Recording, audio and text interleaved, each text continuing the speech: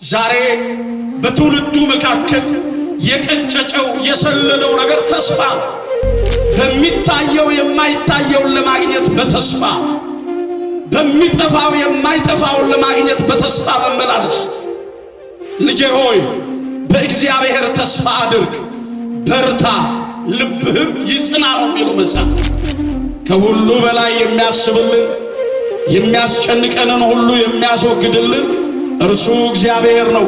እግዚአብሔር የሚታጣበት እግዚአብሔር የማይገኝበት ጊዜ ኖሮ አይደለም። እንደኔና እንደናንተ በየሰዓቱና በየጊዜው የሐሳብ ለውጥ የሚያደርግ አቅጣጫና አድራሻ የሚቀያየር አምላክ ሆኖ አይደለም።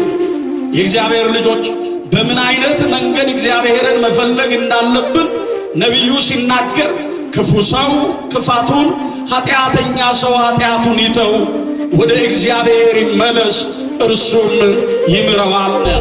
ለፊቱ ቀኝና ግራ የሌለው ፊትና ኋላ የሌለው አምላክ በሁሉ ያለ ጌታ ነው። እርሱን ፈልጉት አለ።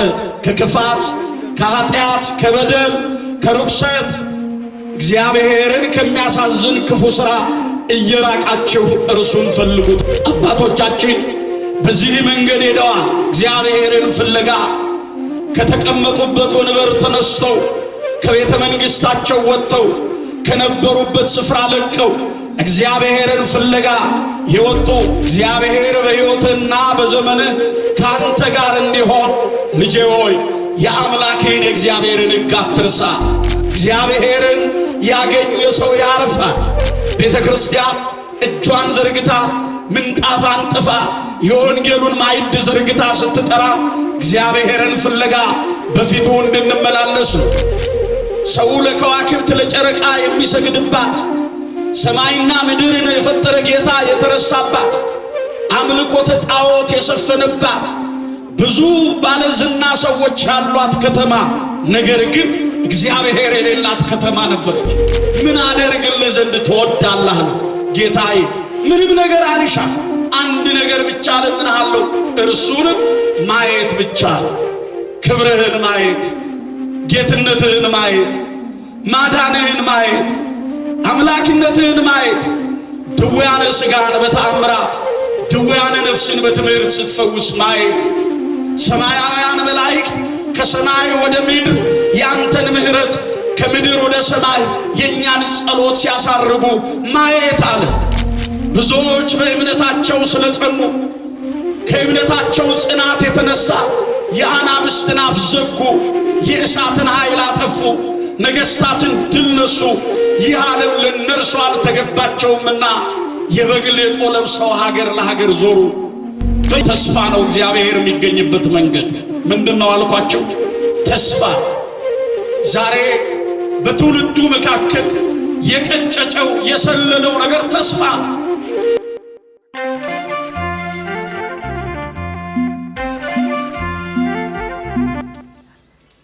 በስመ አብ ወወልድ ወመንፈስ ቅዱስ አሐዱ አምላክ አሜን።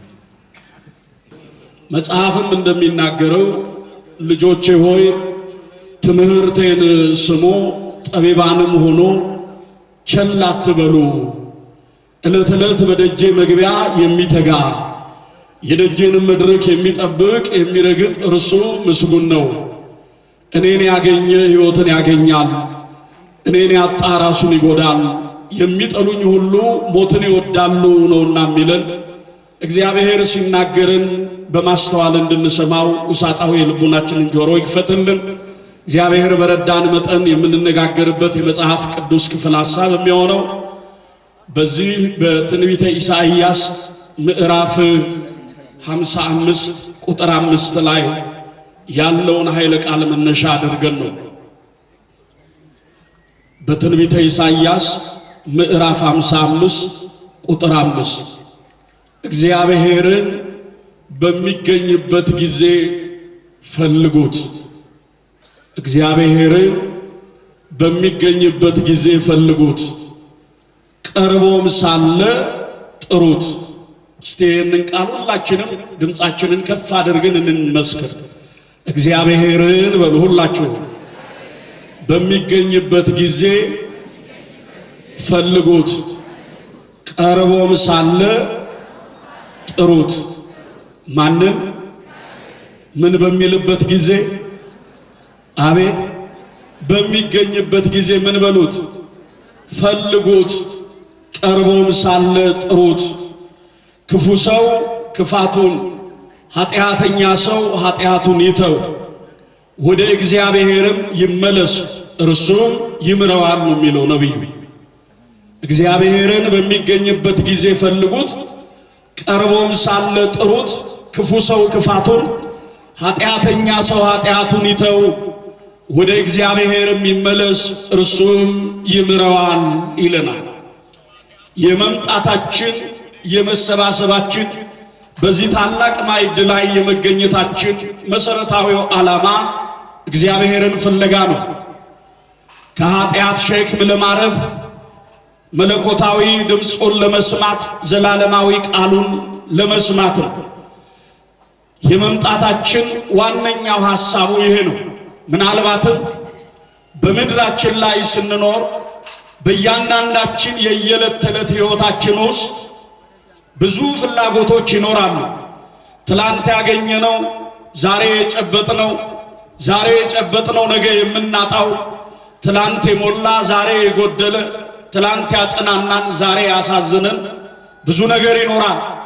የሰው ልጅ ፍላጎት አያልቅም። የሰው ልጅ ፍላጎት አይገደብም። ማብቂያ የለውም። አንዱን ስንል ሌላውን፣ የተመኘነውን ስናገኝ ደግሞ ሌላውን እንሻለን። የሰው ልጅ ፍላጎት አይገደብም። ነገር ግን እንደምንፈልገው ሳይሆን እንደሚያስፈልገን የሚያኖረን ማን ነው? ተናገሩ ሁላችሁ። እግዚአብሔር ነው።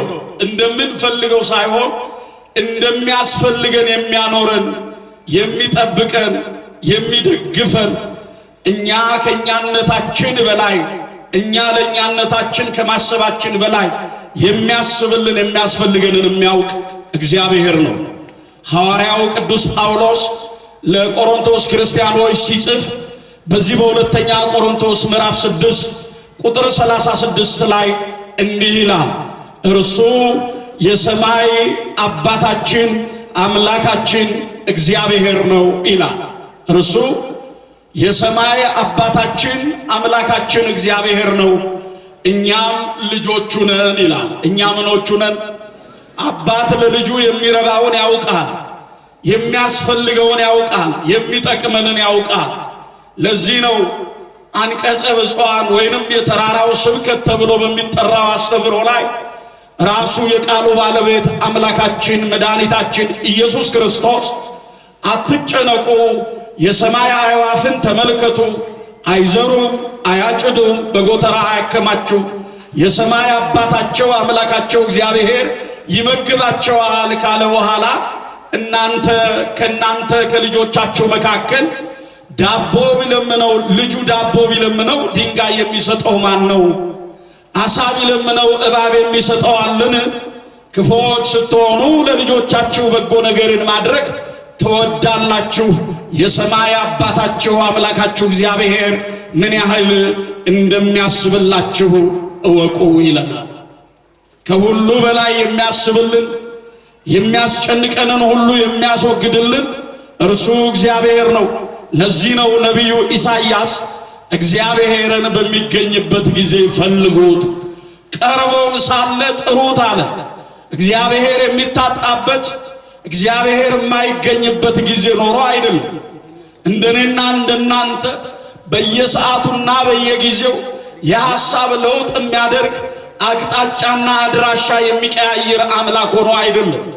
የእግዚአብሔር ልጆች በምን አይነት መንገድ እግዚአብሔርን መፈለግ እንዳለብን ነቢዩ ሲናገር ክፉ ሰው ክፋቱን፣ ኃጢአተኛ ሰው ኃጢአቱን ይተው፣ ወደ እግዚአብሔር ይመለስ እርሱም ይምረዋል ነው። እርሱ ምን ይለዋል? ይምረዋል። ስለዚህ እግዚአብሔርን ፈልጉታል። በሰማያት በዙፋኑ የሚኖር በምድር በረድኤቱ የሚገለጥ፣ በምድር በረድኤቱ ሲገለጥ በሰማያት በዙፋኑ የማይጎድል፣ በዚህ ይገኛል በዚህ ይታጣል የማይባል፣ ለፊቱ ቀኝና ግራ የሌለው ፊትና ኋላ የሌለው አምላክ በሁሉ ያለ ጌታ ነው። እርሱን ፈልጉት አለ። ከክፋት፣ ከኃጢአት፣ ከበደል፣ ከርኩሰት እግዚአብሔርን ከሚያሳዝን ክፉ ሥራ እየራቃችሁ እርሱን ፈልጉት አለ። ዛሬም የመገኘታችን በፊቱ የመምጣታችን የመሰባሰባችን ቅድም እንደተናገርነው ዋነኛው ሐሳብ ይሄ ነው። አባቶቻችን በዚህ መንገድ ሄደዋል። እግዚአብሔርን ፍለጋ ከተቀመጡበት ወንበር ተነስተው ከቤተ መንግሥታቸው ወጥተው ከነበሩበት ስፍራ ለቀው እግዚአብሔርን ፍለጋ የወጡ ከደጋጎቹ አባቶቻችን መካከል የመጀመሪያው ሰው አብርሃም፣ እንዲሁ ያዕቆብ፣ የዳዊት ልጅ ሶሎሞን በመጽሐፈ ነገሥት ቀዳማዊ ምዕራፍ 2 ከቁጥር 1 ጀምረን ስንመለከት እንዲህ የሚል ቃል ተጽፎ እናገኛለን። ዳዊትም የሚያንቀላፋበት ቀን ቀረበ፣ ልጁ ሶሎሞንን ጠራው፣ የምድርን መንገድ ሁሉ ይሄዳለሁ፣ እግዚአብሔር በሕይወትና በዘመንህ ካንተ ጋር እንዲሆን ልጄ ሆይ የአምላክህን የእግዚአብሔርን ሕግ አትርሳ፣ በልብህ ጽላት ጻፈው፣ በአንገት ላይ እሰረው፣ ልጄ ሆይ ሰው ሁን አለው። ምን ሁን ንገሩኝ እስቲ? ሰው ሁን። ምን አይነት ሰው? የእግዚአብሔር ልጆች ዛሬ ሁላችንም ገጻችን በእርሱ አርአያና አምሳል የተፈጠረ እግዚአብሔርን በሥራ ሁሉ እንድንመስለው እግዚአብሔር በቃሉ በኩል የሚናገረን የሚመግበን የሚጠብቀን፣ ነገር ግን ከሰውነት ጠባይ የጎደልን ብዙዎች አለን። ሰው ሁን፣ የአምላክን የእግዚአብሔርን ሕግ አትርሳሉ። ሰው ከእግዚአብሔር ሕግ ከትእዛዙ ሲጎድል ከሰውነት ጠባይ ያንሳል። ትንቢተ ዳንኤል ምዕራፍ 4 ናቡከደነጾርን ማየት በቂ ነው። የእግዚአብሔር ልጆች ሰው ሁን አሉ። ዳዊት ለልጁ ለሶሎሞን ሕገ እግዚአብሔርን ፍቅረ እግዚአብሔርን አወረሰው። ዳዊትም ከአባቶቹ ተርታ አንቀላፋ ነው የሚለው መጽሐፍ። ያኔ ሶሎሞን እግዚአብሔርን ፍለጋ ወጣ። ማንን ፍለጋ? ከኢየሩሳሌም በስተ ምስራቅ ወደሚገኘው ገባዖን ወደሚባለው ተራራ የሚቃጠለውን መስዋዕት ይዞ ወጣ። ወደዛ ተራራ እግዚአብሔርን ፍለጋ ወጣ። ተራራ ሲወጡት ያደክማል፣ ሲወርዱ ጉልበት ይሰብራል፣ ትንፋሽ ይቆርጣል፣ አቅም ይጠይቃል። ተራራ የተባለው የእግዚአብሔር ልዕልናው፣ የጌትነቱ፣ የልዕልናው፣ የአምላክነቱ መገለጫ ነው። ተራራ በወንጌል ይመሰላል። ተራራ በቤተ ክርስቲያን ይመሰላል። ወደዚህ ስፍራ ለመምጣት የእግዚአብሔር ልጆች በሥጋና በነፍስ መካከል ተግዳሮት አለ። ሐዋርያው ቅዱስ ጳውሎስ ለገላትያ ክርስቲያኖች ሲጽፍ ገላትያ ምዕራፍ 5 ቁጥር 13 ላይ ሥጋም በመንፈስ ላይ መንፈስም በሥጋ ላይ ይቀዋወማሉ፣ በሥጋ ብትኖሩ የወደዳችሁትን ልታደርጉ አትችሉም፣ የሥጋ ሥራ የተገለጠ ነው ይልና እኒህን ከዘረዘረ በኋላ ቅዱስ ጳውሎስ ነገር ግን እላችኋለሁ የመንፈስን ፍሬ አፍሩ ይልናል። የምንን ፍሬ? አቤት! ወደ ተራራው ስንወጣ መንፈሳዊውን ፍሬ ለማፍራት ነው። እግዚአብሔርን ፍለጋ ስንመጣ በመንፈሳዊው በረከት ለመገለጥ ነው። ወደ ተራራው ወጣ። በዛም ተራራ ላይ መሠዊያውን ሰርቶ መስዋዕቱን አቀረበ። የአባቶቹን አምላክ እግዚአብሔርን ፈለገ ሶሎሞን። እግዚአብሔርም ለሶሎሞን ተገለጠለት ነው የሚለው። እንዲህ ተብሎ ስለተጻፈ ምሳሌ ምዕራፍ 8 ቁጥር 17 ላይ የሚወዱኝን ሁሉ እወዳለሁ፣ ተግተው የሚሹኝ እነርሱ እኔን ያገኙኛል ይላል። ምን የሚሉኝ? የሚፈልጉኝ እነርሱ እኔን ያገኙኛል፣ ተግተው የሚሹኝ እነርሱ እኔን ያገኙኛል። እግዚአብሔር ለቃሉ የታመነ አምላክ ነው። ኦርቶዶክሳውያን የእግዚአብሔር ልጆች ዛሬ አብልጠን ከትላንትና ይልቅ ዛሬ አብልጠን እግዚአብሔርን የምንፈልግበት ጊዜና ወቅት ነው። ዘመኑ ያስተምራል፣ ዕለቱ ያስተምራል፣ ሰዓቱ ያስተምራል። ስነ ፍጥረት የሚያስተምርበት የሚናገሩበት ጊዜና ወቅት ላይ ነው ያለው። እግዚአብሔርን ያገኘ ሰው ያርፋል። አሁንም የመምጣታችን ሐሳብ ይሄ ነው። ቤተ ክርስቲያን እጇን ዘርግታ ምንጣፍ አንጥፋ የወንጌሉን ማዕድ ዘርግታ ስትጠራ እግዚአብሔርን ፍለጋ በፊቱ እንድንመላለስ ነው። የእግዚአብሔር ልጆች እግዚአብሔር ለሶሎሞን ተገለጠለት። ምን አደርግልህ ዘንድ ትወዳለህ አለው። ዛሬም እግዚአብሔር በዚህ ጊዜና በዚህ ሰዓት እግዚአብሔር ምን ላደርግላችሁ ቢለን የዚህ ሰዓት ጥያቄያችን ምንድነው? ያሁኑ የክፍለ ዘመናችን በእግዚአብሔር ፊት የመቆማችን በፊቱ የመሰብሰባችን እግዚአብሔርን ምን ልንለምነው መጣ? ብዙ ያልተፈቱ ቋጠሮች፣ ያልተተረጎሙ እንቆቅልሾች በሕይወታችን ውስጥ የተጋረዱ ብዙ ነገሮች አሉ። ምን ልንነግረው ምን ልንጠይቀው መጣ? የማርቆስ ወንጌል ምዕራፍ 10 ቁጥር 50 ላይ ሲሄድም ወደ ኢያሪኮ ገባ። በኢያሪኮ ደጃፍ ላይ የሳንቲም ድቃቂ የጨርቅ ላቂ እየለመነ ኑሮውን በሰው ትከሻ ላይ ያደረገ ጠዋት ሰዎች እየመሩ የሚያወጡት ማታ ሰዎች እየመሩ ወደ ቤቱ የሚያገቡት የጤሜዎስ ልጅ በርጤሜዎስ አይነ ስውሩ ያቺ ኢያሪኮ ሰው ለከዋክብት ለጨረቃ የሚሰግድባት ሰማይና ምድርን የፈጠረ ጌታ የተረሳባት አምልኮተ ጣዖት የሰፈነባት ብዙ ባለዝና ሰዎች ያሏት ከተማ ነገር ግን እግዚአብሔር የሌላት ከተማ ነበረች። ስም አጠራሩ ያልከበረባት ከተማ። ወደዚች ከተማ ግን ሲያቀና በኢያሪኮ ደጃፍ ላይ ያገኘው ያንን አይነ ስውር ነው። ይሄ ሰው አያይም ይናገራል፣ አያይም ይሰማል። ዛሬ ኢያሪኮ ከወትሮ የተለየ ድምጿ የበረታው ምንድነው ብሎ ጠየቀ። አልሰማም። ደገኛው የናዝሬቱ ኢየሱስ ክርስቶስ በመንደራችን እያለፈ ነው አሉት። ያኔ ከተቀመጠበት ተነስቶ የዳዊት ልጅ ሆይ ማረኝ፣ የዳዊት ልጅ ሆይ እራራልኝ ብሎ ድምጹን አሰምቶ ጮኸ ይላል። ምኑን አሰምቶ? ድምጹን አሰምቶ ጮኸ። ኢየሱስ ክርስቶስም እልፍ ብሎ ቆመ። ሂዱና ጥሩት አላቸው። ሂዱና ምን በሉት? ጥሩት አላቸው። ሄደው እነዛ ሰዎች እንዳይጠራው ዝም በል ይሉት የነበሩ ሰዎች በጊዜውና በሰዓቱ ፈተና የሆኑበት ሰዎች ምን አሉት? አንተ የጠራኸው እርሱ ይጠራሃል አሉት። ዛሬም የጠራነው አምላካችን በቤቱ ጠርቶናል። የፈለግነው መድኃኔዓለም በቤቱ ሰብስቦናል። የእግዚአብሔር ልጆች ከኃጢአት ሸክም ሊያሳርፈን እንዲህ ተብሎ ነው የተጻፈው በትንቢተ ኢሳይያስ ምዕራፍ 30 ቁጥር 15 ላይ በመመለስና ወደ እርሱ በመቅረብ በማረፍ ትድናላችሁ ይለናል። በፈለግነው አምላካችን ዛሬ ፈልጎናል። ሄደው የጠራው እርሱ ይጠራሃል አሉት። ያኔ ለብሶት የነበረውን ድሪቶ ከትከሻው ላይ አወለቀው። ያ መልክ የሌለው ልብስ አሮጌው በአዲሱ አዲሱ በአሮጌው የተጣፈ ልብስ መልክ የሌለውን ልብስ ከትከሻው ላይ ጣለው። የእግዚአብሔር ልጆች ወደ ጠራው አምላክ ወደ አባቶቹ አምላክ መንገድ ሊጀምር ያንን መልክ የሌለውን ልብስ አወለቀው።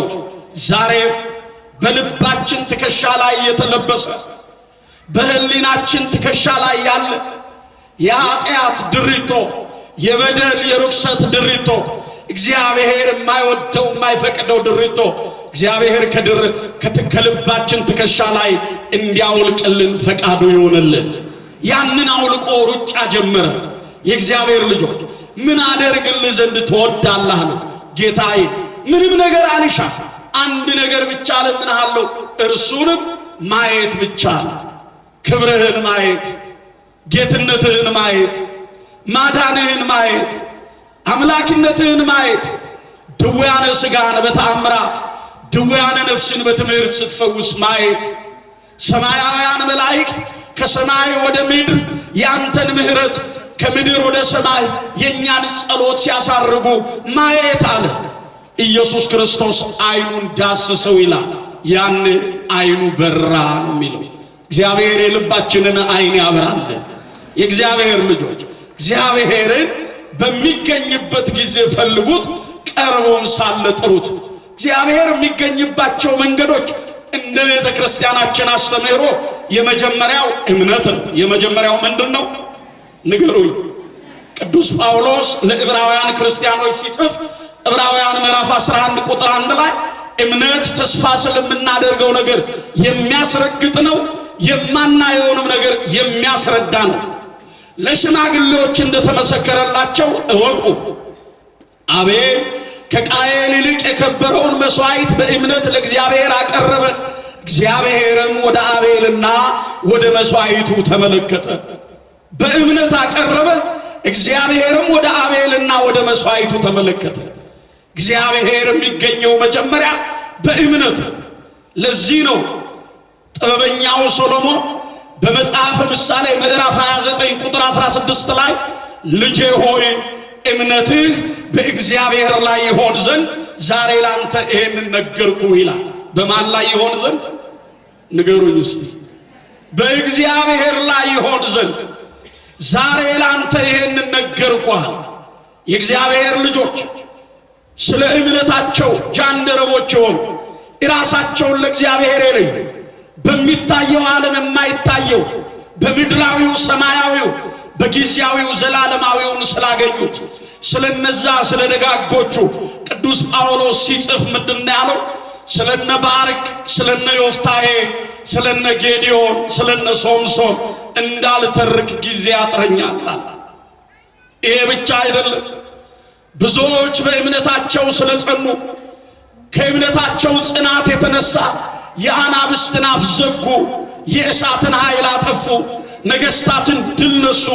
ይህ ዓለም ለነርሱ አልተገባቸውምና የበግ ሌጦ ለብሰው ሀገር ለሀገር ዞሩ፣ በየፍርኩታው በየገደሉ ተንከራተቱ፣ የተሰጣቸውንም ተስፋ በእምነት አገኙ ነው የሚለው።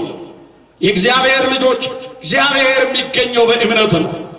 ለዚህ ነው ነቢዩ ኤርምያስ በትንቢተ ኤርምያስ ምዕራፍ 9 ላይ በሰው የሚታመን እርሱ የተረገመ ነው፣ በእግዚአብሔር በአምላኩ የታመነ እርሱ ለዘላለም ቡሩክ ነው አለ። ሰው ሸምበቆ ነው ይለናል። ሸምበቆ ተደግፈ ተራራ አትወጣም፣ ቁልቁለት አትወርድም፣ ይሰበራል። መሰበር ብቻ አይደለም እጅህን ይወጋዋል፣ መውጋት ብቻ አይደለም ያደማሃል። ሰው ማለት ይሄ ነው አለ። ብንደገፈው ክንዱ የማይዝል አጣችሁ ብሎ ፊቱን የማያዞር ወረት የሌለበት አምላክ በማጣታችንም በማግኘታችንም ከኛ የማይለየን ፊቱን የማያዞርብን የእግዚአብሔር ልጆች በእርሱ እርሱን ማመን ለእርሱ መታመን ማመን ብቻ አይደለም ታምነንም እንድንኖር ማን ይርዳን? ማን ይርዳን?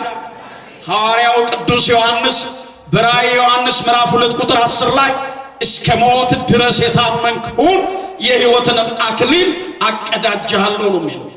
እስከ ሞት ድረስ የታመንክ ሁን፣ እስከ ሕይወታችን ፍጻሜ በእግዚአብሔር አምነን ለእግዚአብሔር ታምነን እንድንኖር ቸርነቱ ለሁላችንም ይደረግልን።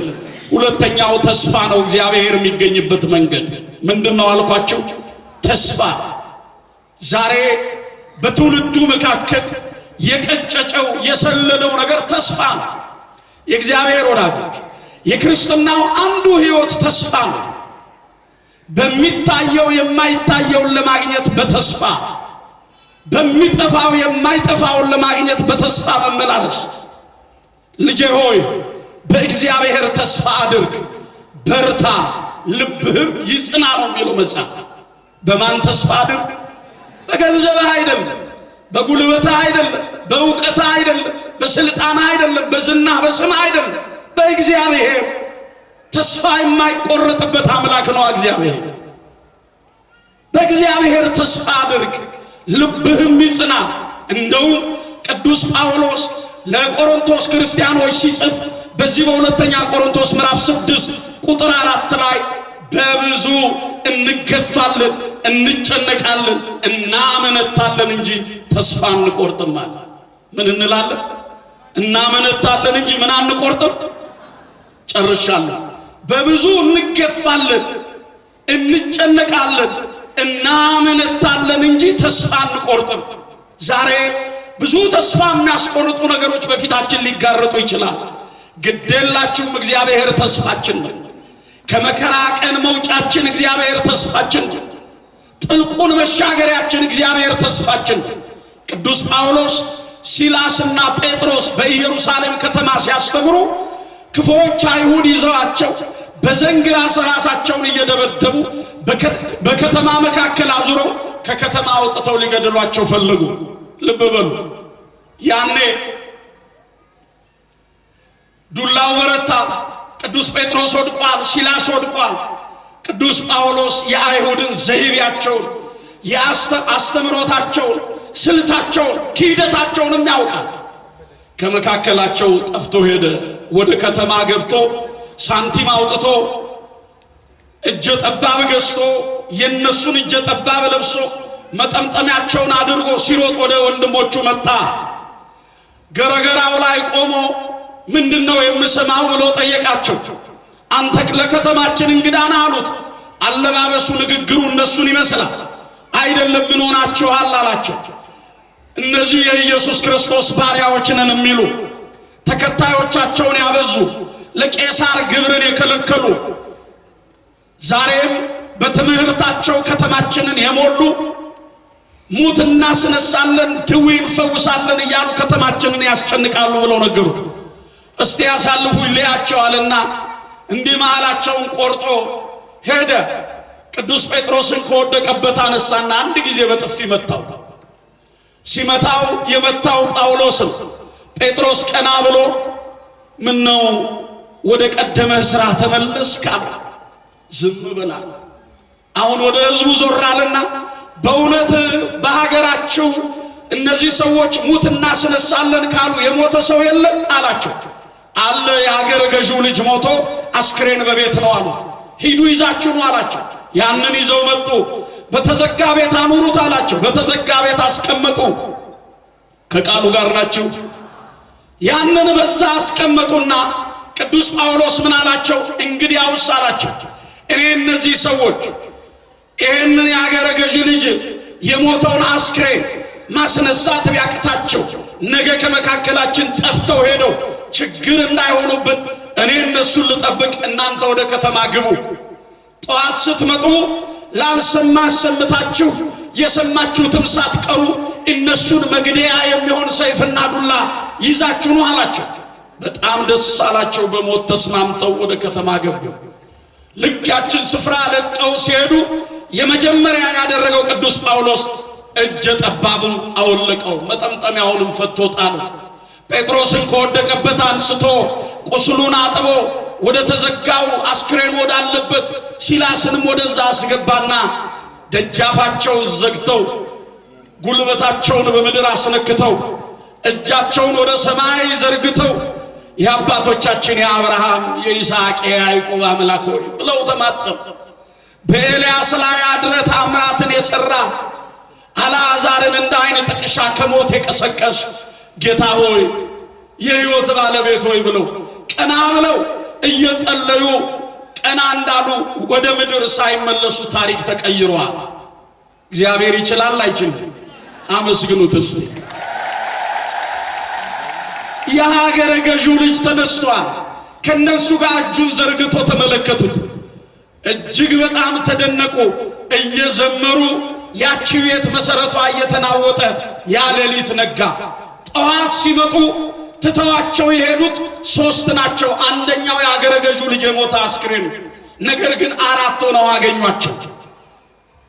ገና ከርቀት ሲመለከቱ የያዙትን ድንጋይና ሰይፍ እየጣሉ የነዚህ ሰዎች አምላክ ድንቅ ነው ብለው መሰከሩ። ክብርና ምስጋና ለሥላሴ ይሁን። የነዚህ ሰዎች አምላክ ድንቅ ነው ብለው መሰከሩ። በእውነት የነዚህ ሰዎች አምላክ ድንቅ ነው አሉ። የያዙትን እየጣሉ በአንድ ጊዜ 5000 ምዕመናንን አጠመቁ። የእግዚአብሔር ልጆች፣ ለዚህ ነው ቅዱስ ጳውሎስ በብዙ እንገፋለን፣ እንጨነቃለን፣ እናመነታለን እንጂ ምን አንቆርጥም። እግዚአብሔር ምናችን ነው? ንገሩኝ። እግዚአብሔር በምን ይገኛል? በተስፋ። የመጀመሪያው እምነት ነው፣ ሁለተኛው ተስፋ ነው፣ ሶስተኛው ፍቅር ነው። ስለዚህ ብዙ አልላችሁ። ዛሬ የራበን የጠማን የተቸገርነው ያጣነው የታረዝነው ፍቅር ነው። በሕይወታችን የጎደለብን ፍቅር ነው። ሀገረ እግዚአብሔር ኢትዮጵያ ስብሐተ እግዚአብሔር የሚቀርብባት በየዕለቱ ሥጋው ደሙ የሚፈተትባት ድምፀ እግዚአብሔር የሚሰማባት አባቶቻችን በአራቱም ማዕዘን ምድሪቱን የሚባርኩባት የእግዚአብሔር ልጆች እንኳን አየሯ አፈሯ ምግብ የሆነች ሀገር ዛሬ ያጣነው ፍቅር ነው። እግዚአብሔር ፍቅርን ለሁላችንም ይስጠን። ፍቅርን እኛ በንግግር አይደለም የተማርነው፣ በተግባር በመምሰል ሳይሆን በመሆን። ለዚህ ነው ወንጌላዊው ቅዱስ ዮሐንስ በዮሐንስ ወንጌል ምዕራፍ 14 ምዕራፍ 15 ቁጥር 14 ላይ ነፍሱን ስለ ወዳጆቹ ከማኖር ይልቅ ከዚህ የሚበልጥ ፍቅር ለማንም የለም ይላል። እግዚአብሔር ለኛ የሰጠውን ለማንም አልሰጠም። ሥጋውን ቆርሶ ደሙን አፍሶ እንካችሁ ብሉኝ ብሎ ስለ ፍቅር ራሱን የሰጠ ጌታ ዛሬ እኛ ራሳችንን ለሱ መስጠት አቅቶናል። ስለዚህ እግዚአብሔር የሚገኘው በፍቅር።